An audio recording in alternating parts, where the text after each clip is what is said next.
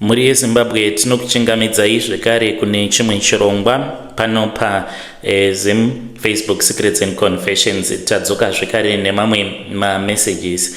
Regedzai tibva tapinda messages edu atadzoka takakubatirai. Message yedu yekutanga yakamira sekudai so: hanzi makadi zvenyu mukoma, ndinokumbirawo kuti munge muchizondiposterawo nyaya yangu makaviga chitupa changu.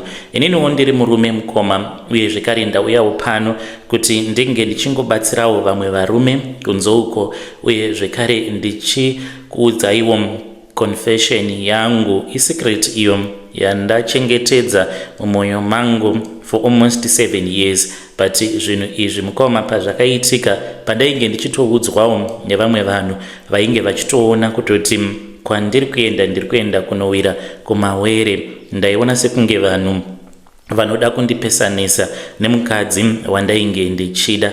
Mukoma zvinhu izvi zvakaitikira muno UK. Painge paine umwe mukadzi uyo ainge achangobvawo mukusvika achibva kuZimbabwe. She was a nurse, saka iye ainge achiita zvemanjuzu. Tainge tichishanda tose. Mukadzi uyu handingati ainge akanaka as such, but the fact yekuti ainge ari munhu ainge ari very respectful apa achiita zvechivanhu, I just found it to be very attractive. Apa I was already married. Ndakakanganwa kuti kuuya kwandainge ndakaita kunoku ndakauya through kutobetserwa navatezvara vangu, ndivo vakatoita kutoti tinge tichiuya kuno because vakataura neimwe half brother yavo avo vainge vagara vari kunoku, ndivo vakazotibetsera kuti tinge tichizomigrate tikabva kuZim nemhuri yangu tikauya kunoku kuUK. Tava kunoku mukoma, ndainge ndisina kana problem nemudzimai wangu, uye zvekare zvekuchita zvainge zviri kure neni. But pakazongouya mukadzi uyu anoita zvemanjuzu, kwamanashi ndakatanga kufuratira mhuri yangu. Ndainge ndisisina kana basa nemukadzi, ende ndainge ndichiti kana ndakarara nemukadzi wangu zvaitoramba uchitoona kutoti bonde riri kutoramba zvachose, sikarudzi yaitoramba kutomira. Saka I was very frustrated, ende tainge tava kungogara tichingonetsana inini nemudzimai mumba nekuda kwekuti ndainge ndisingachakwanisi kumugutsa. Saka I thought kuti iye uarrogant hwake ndo hwainge kuchikonzeresa kuti mumba tisakwanisa kuti tinge tichizopanana rudo kana kuri kunzi tinenge tapinda muimba yemukati. Ndainge ndava kuti kana ndiri kubasa most of the times ndainge ndichitaura nemukadzi wataishanda naye uyo ainge achiita zvemanjuzu. She was very helpful. Aitondipawo mamwe home remedies ekuti ndaiti kana ndikamashandisa zvaita sekunge senani. One day she invited me to her apartment. Ndakaenda mukoma, ndakasvika ndikawana kuti ainge akapfeka rimwe dress rainge riri rewhite, but dress iri rainge riri see through. Ndikatoona kutoti ainge asina zvaainge akapfeka mukati. Akati ainge achida kuti tinge tichimbopinda mumatare. Akati iye anoshandisa manjuzu kuvheneka. Saka ndakati ndakagara pasi, ndakatarisana naye because tose tiri vaviri tainge takafunya chisero takatarisana, ndokubva atanga kundipinza mumatare. But I was no longer concentrating because ndainge ndava kutomuona wese achitoita sekunge munhu akashama. Ndakazongofila something paari, ndikanzwa sikarudzi yangu yava nerimwe simba randainge ndisati ndambonzwa kubva zvandainge ndakatanga kusangana nevanhukadzi pabonde. Ndakabva ndachizotanga kumubata. Iye akati ita zvauri kuda kuita nekuti ndo zviri kutodiwa nenjuzu dzangu. Ndokubva ndatanga kurara naye. Takati tapedza kurara tose, akabva ati kwandiri, sezvo watorara neni kudai tava kutofanira kutoti tinge tichiita covenant. Ndikati covenant yei? Akabva achizotora zai akariputsira pafloor. Ainge ava kuita zvehasha.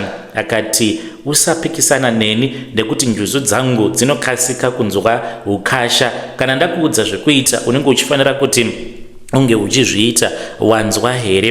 Ndikabva ndati okay, it's fine. Ndainge ndava kungoita zvose izvo zvaainge achiti ndinge ndichiita. Saka ndakabva ndachizotorawo zai ndikariputsira pafloor. Ainge aine banga raainge ainaro. Akatora chigunwe changu akandicheka, akazvichekawo, ndokubva kuzobatanidza chigunwa chake nechigunwe changu kuitira kuti ropa redu ringe richizosangana. Akabva ati kubva nhasi ziva kuti ndafanana nemukadzi wako.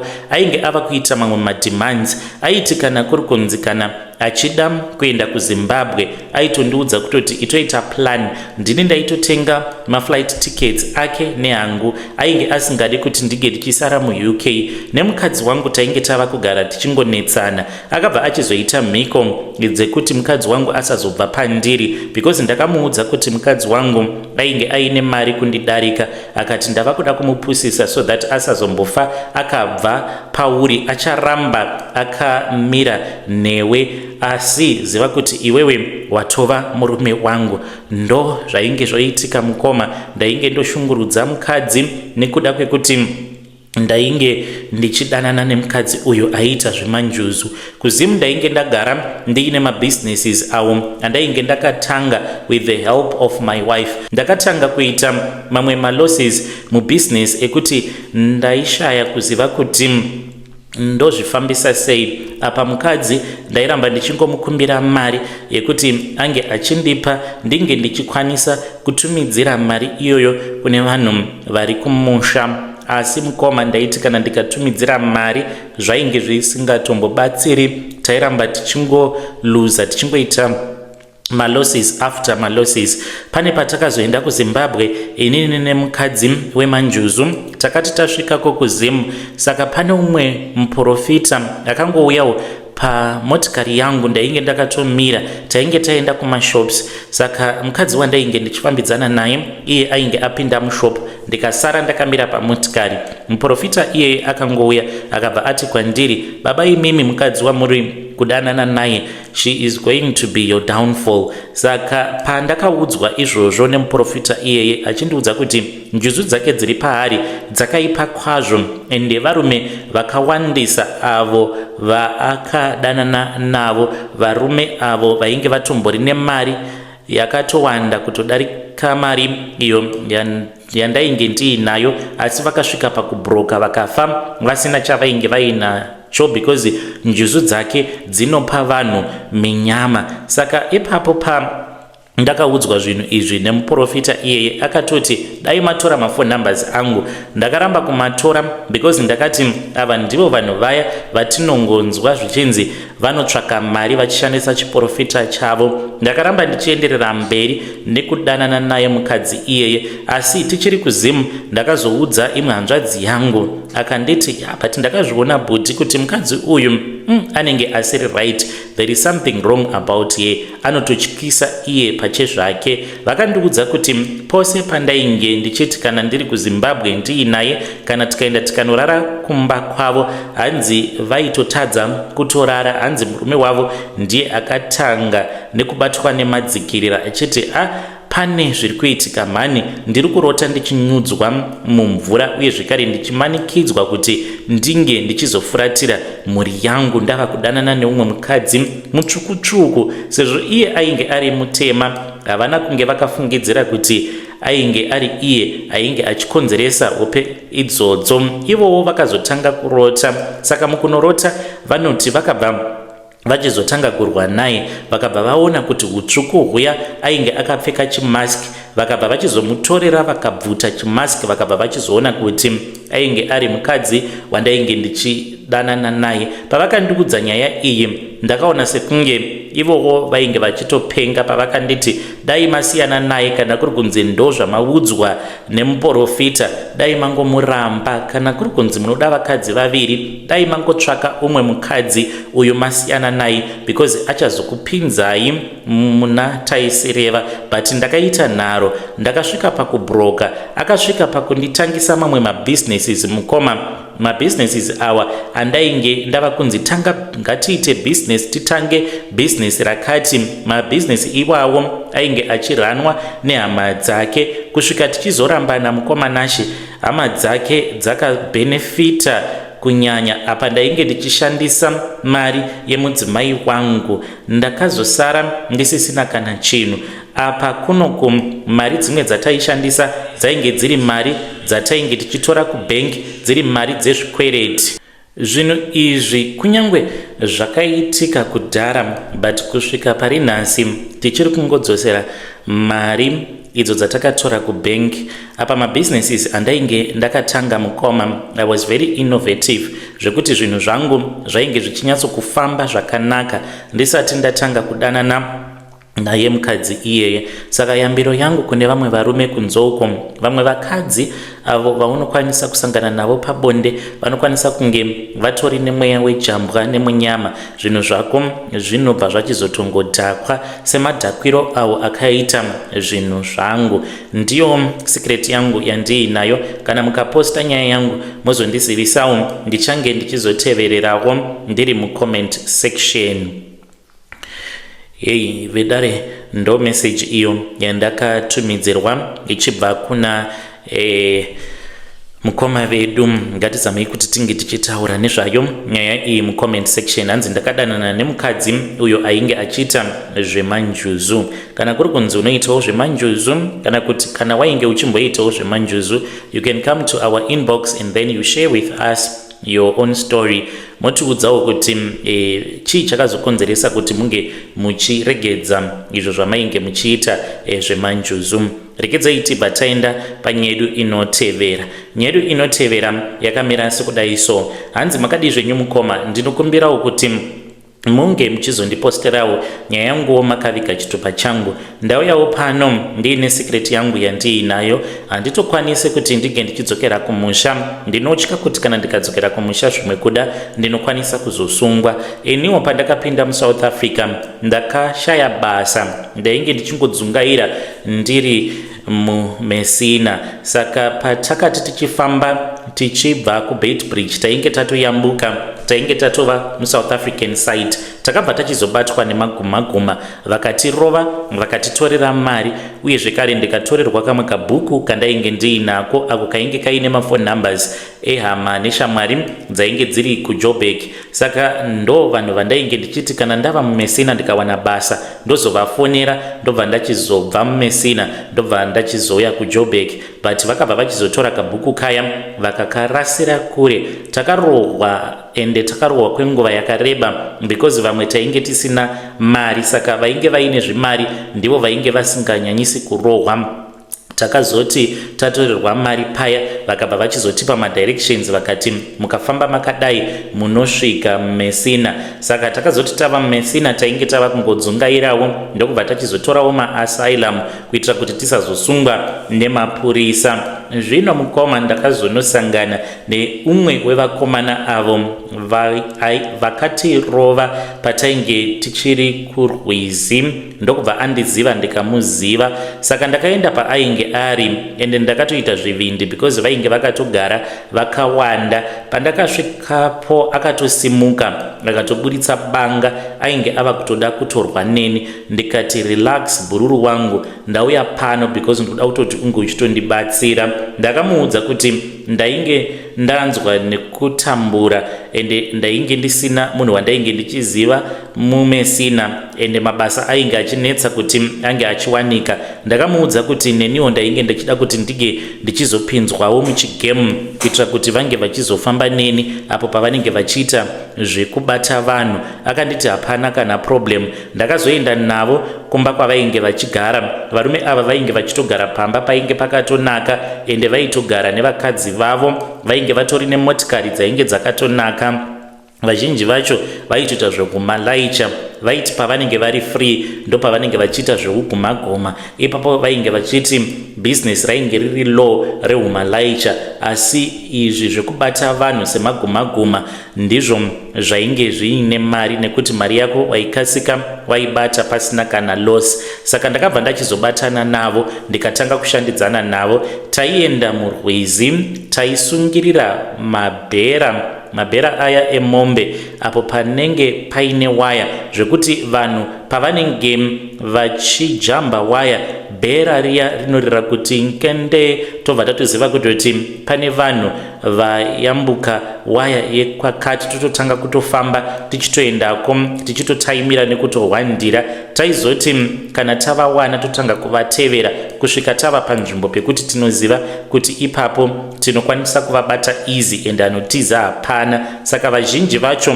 nekuda kwekuti yainge iri first time vanhu vachiuya kuSouth Africa vaibva vachizovhunduka pavanonzwa tichiti garai pasi, totosvika paya nemabhemba tototanga kutobhemba vanhu kuitira kuti vange vachizova nefiye. Saka izvi ndo zvatainge tichiita. Zvino pakabva pachizonoita kakukanganisika pakunonzwisisana ende ropa rikabva rachizodeuka. Pane umwe murume uyo akazoti achinonorohwa nebhemba, handichataure hangu kuti akarohwa nebhemba nani, but akabva achizofira pasport.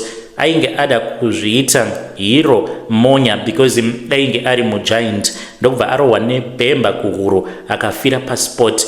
Ropa mukoma rakaita kuti kuita sekunge painge pavhurwa tape kumusana kwake uku richiita kubuda nechekuhuro. Ndokutofa kwaakaita murume uyu. Zvino akati afa, ndopandakabva ndachizoona kuti chibasa ichi chatainge tichiita chainge chisiri bo. Ndokubva ndachizobva hangu Messina ndikabva ndachizouya kunoku kwandinogara.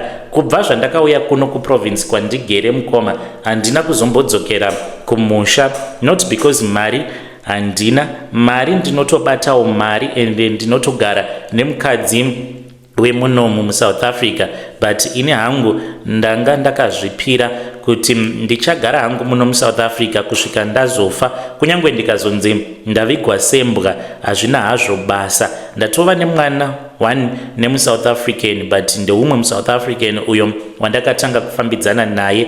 Ndinongonzwa kungotya, ndinototanga kutobvunda mumabvi kana kuri kunzi ndikada kutanga kuronga zvekuti ndinge ndichidzokera kuZimbabwe. Saka handizivi kuti imhepo yemurume uyo watakauraya here kana kuti zviri kukonzerwa nei. Ndakatomboda kutomboedza kuti ndinge ndichienda kumusha. Ipapo ndakazoburuka tichangobuda muPretoria. Ndakavakumbira kuti vange vachingotsvaka pagaraji pekuti vange vachindisiya. Vakatoshamisika vakati koindava. Ndakatotanga kutoita noise navo, ndava kutoda kutoti mapassenger vange vachitonzwa nyaya yangu. Saka vanhu vainge vari mubhazi vakabva vati muburutsei. Handina kuvaudza kuti ndainge ndiri guma. Zvakaitika musi iwoyo mukoma, ndakatoti ndatogadzirira ndainge nditori nezvimari zvangu, asi luggage ndainge ndisina. Ndainge ndingori nechibhegi chete. Mari yandainge ndiinayo yaitosvika kuma 8,000. Ndikatoburitsa mari iyoyo ndikati kune vamwe vainge vari mubhazi, ndikati munofungidzira kuti mbavha ingafamba ine mari yakawanda kudai here? Vanhu vakashamisika nechiitiko chakaitika nezvose zvandainge ndichiita, because ndakati ndasvika parank ndatonyorerwa ticket. Ndopandakatoona murume uyo watakaponda kurwizi akauya akatanga kuseka. Ainge akazara ropa and ainge akabata rimwe bucket rainge rakazara neropa. Ndakadongorera mubhaketi muya. Apa ndainge ndichitotaura ndiri ndega. Ndikabva ndachizomubvunza kuti rainge riri ropa reiko rainge riri mubhaketi. Akaseka akabva ati bhazi iri richaita accident ende munhu wose anenge afiramo muaccident imomo dzinenge dzatova shamwari dzangu ende tichange tichizofamba tiri tose.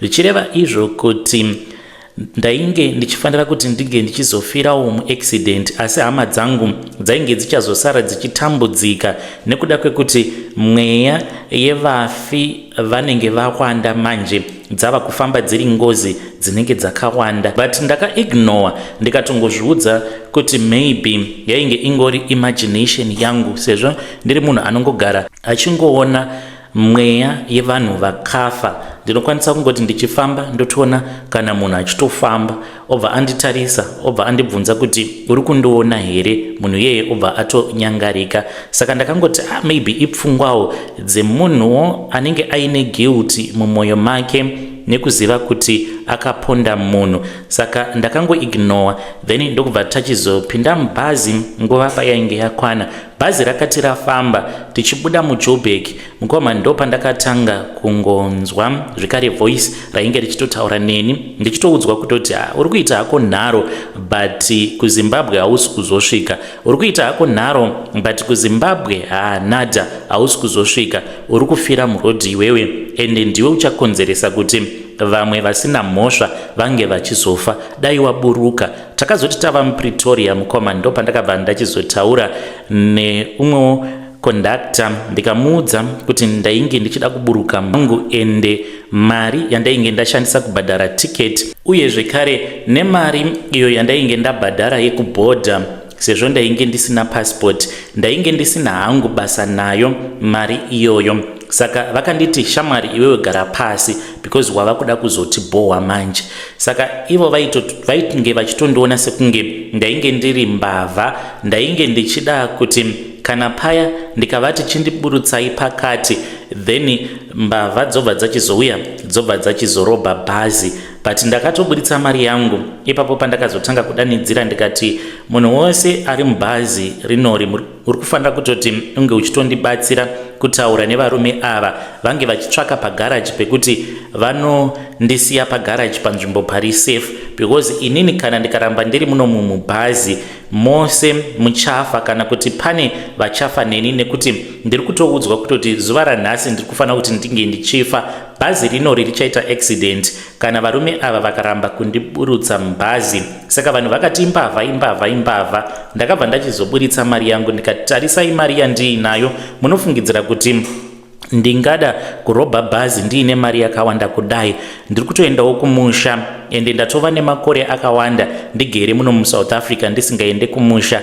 Saka ndanga ndafunga kuti ndige ndichidzokera hangu kuZimbabwe, but patanga takagara kurengi pane murume uyo atiuya kwandiri anga akabata bucket ranga rakazara neropa. Handina hangu kuzoudza vanhu kuti munhu iyeye ainge auya kwandiri ainge atori munhu watainge takaponda. Ndakavaudza kuti ndainge ndataura naye akandiudza kuti ndainge ndichifanira kuti ndinge ndichizofira muaccident uye zvekare nevamwewo vainge vachazofirawo muaccident. Pane mumwe mukadzi akabva achizoti iye ainge akatondiona ndichitotaura ndiri ndega, saka akati akangofungidzira kuti zvimwe kuda ndainge ndakatopfeka maearphone ndichitaura neumwe munhu pafoni. Zvechokwadi ndakaita nguva ndichitaura naye murume uyo watakaponda kurwizi ndichiedza kumukumbirawo ruregerero kuti ange achindibvumidzawo kuti ndinge ndichimbodzokerawo kuZimbabwe because makore ainge awandisa. Akati iwe hausi kuzosvika kuZimbabwe, uri kufa iwe ende hausi kuzofa uri wega. Ndokubva vachizondiburutsa ndikarara pagaraji. Mangwana acho ndikazotsvaka motikari ndikadzokera kuJoburg. Handina zvekare kuzoda kuzomboronga dzekuti ndinge ndichienda kumusha kusvika pari nhasi, but moyo unorwadza. Shunguo dzangu ndedzekuti ndinodawo kuti ndige ndichiendawo kuti ndige ndichinoona apo pakaradzikwa amai vangu, nekuti amai vangu vakazofa ndava kunoku kuJoni. Handina kukwanisa kuti ndinge ndichienda kunoonawo pavakaradzikwa. Ndiyowo nyaya yandiunza pano. Kana mukapostawo nyaya yangu mozondizivisa mukoma, ndichange ndichizotevererawo ndiri mucomment section. Vedare ndo message iyo yandakatumidzirwa ichibva kuna mukoma vedu. Hanzi vaifanira kuti dai vakafa apo pavainge vachida kuenda kumusha. Pane munhu akatouya akatovaudza kutoti iwewe uri kuzofa ende hausi kuzofa uri wega. Kuti tingati ndo zvinoitika here pose panonzi paitika accident, kuti panenge paine munhu uyo anenge achinzi anenge achifanira kuti ange achizofa. You can tell us what you think mucomment section. Rekedzai tibva taenda panyedu inotevera. Nyedu inotevera yakamira sekudai so. Hanzi makadii zvenyu mukoma, ndinokumbirawo kuti munge muchizondiposterawo nyaya yanguwo makaviga chitupa changu. Iniwo ndakaromba, saka kuromba kwangu kwandakaita ndakapiwa makore 10 ekurarama. Pane vamwe sekuru avo vanonzi Sekuru Stole vepafacebook vandakataura navo. Ndakatanga kutaura navo sekuru ava kubva ndichiuya kuno kuSouth Africa.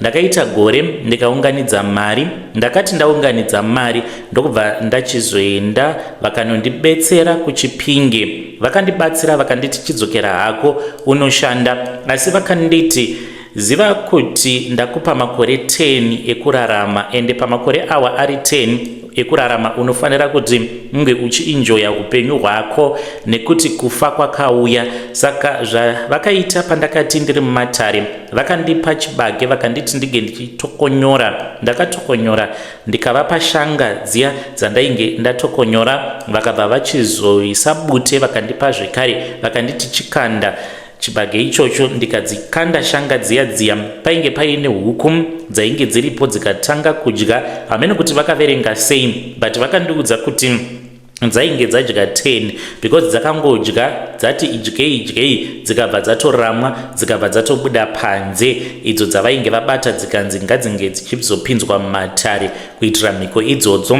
Vakati dzadya shanga 10 dzakatoramwa dzikatosiya shanga dzechibage dzainge dzakawandisa dziri pafloor. Ndikanzi makore ako 10 andakupa, enda hako unonakirwa neupenyu, rara nevakadzi vakawandisa kwazvo. Unofanira kuti unge uchirara nevakadzi vakawanda nekuti kufa kwakauya. Saka kudzoka kwandakaita kuno South Africa, basa rangu randinoita randakatanga kuita pandakauya kuno, ndakatanga kuitawo zvezvimaspaza shop uye zvekare ndikazotanga kuita zvekutenga ndichitengesawo motikari, ende ndaitoenda kunana Japan nekunana China tichitopinzawo motikari dzichibva kunana Japan nekunana China tichitodzitengesera vane madealership kuZimbabwe. Ndiri munhu wevanhukadzi, pese pandinenge ndiri it's either ndinenge ndiine mukadzi mumwe chete kana kuti vaviri. Semuno muSouth Africa, vasikana vemuno muSouth Africa vakanakira kuti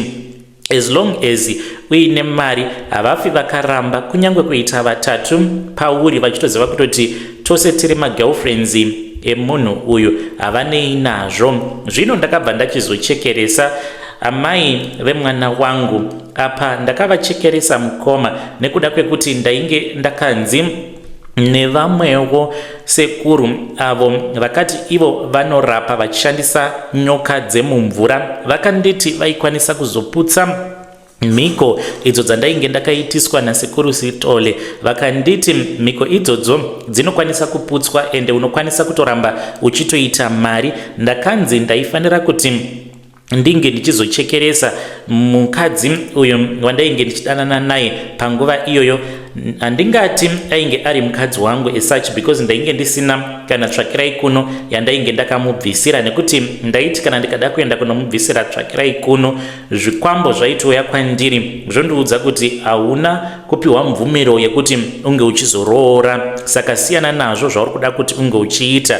Saka ndakabva ndachizonzi ndaifanira kuti ndinge ndichimuchekeresa apa ainge aine pamuviri pangu. Ndakamuuraya ndikati zvimwe kuda ndichawedzerwawo makore ekurarama, but ndakatovaona Sekuru Stole vakatouya vakatokaruka vanyuka mumba mandainge ndakarara. Vakanditi ini zvemunhu anoti kana kuri kunzi kana tawirirana pamhiko dzatinenge tawirirana, iye obva atanga kuita segakanje achifamba nedivi, aiwa tinopokana, kana waneta nezvinhu zvangu zvidzose ndikakumbira ruregerero. Saka apa kwangosara makore 2 mukomanashe, ndasara nemakore 2 kuti ndinge ndichizofa.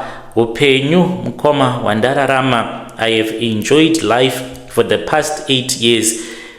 Gore rino richipera ndinenge ndava kuverenga kuti kwangosara mazuva mashomanana kuti ndinge ndichizofa, asi kuzvidemba ndinozvidemba hangu because handisi munhu aitarisirwa kuti angaita zvinhu zvakadaro. Vabereki vangu kunyange vainge vasina mari, but baba vangu vainge vatori muvhangeri kuchechi. Asi dai kwanga kuri kunziwo maikwanisa kundiwanirawo munhu anokwanisa kubvisa zvinhu izvi ndinge ndichizonziwo ndaramba ndichingoraramawo panoperawo makore iwawo 2 awo anenge asara. Ndingakutendai, handizivi kuti ndingazokutendai nei pane zvose zvamunenge muchizoda muupenyu. I will make sure kuti ndinokwanisa kukubatsirai kana painowo vanenge vachida kuzoendeswawo ikoko kwandakaenda ndikanoromba, kana ariwo maconditions enyu ndinokwanisa kuenda nemi kuti munge muchizonotaura navo ivo mbune vachikuudzai zvose izvo zvavakaita pavakandirombesa. Asi handichadi hangu ndararama kwemakore awa 8 ndichienjoya mari kwasara 2 years mukomanashi kuti ndinge ndichizofa. Hey, vedare ndo message iyo yandakatumidzirwa ichibva kuna mukoma vedu. Vari kuti ivo havasati vagutsikana. Hanzi of course mari ndadya for 8 years but kurarama handisati ndagutsikana. Hanzi kunyangwe hangu ndikanzi ndadzokera kunhamo ndopiwa zvekare mamwe makore 10 ekurarama, kunyangwe ndikanzi ndichaita zvimabasa ndichishanda sagarden boy, hazvina hazvo basa.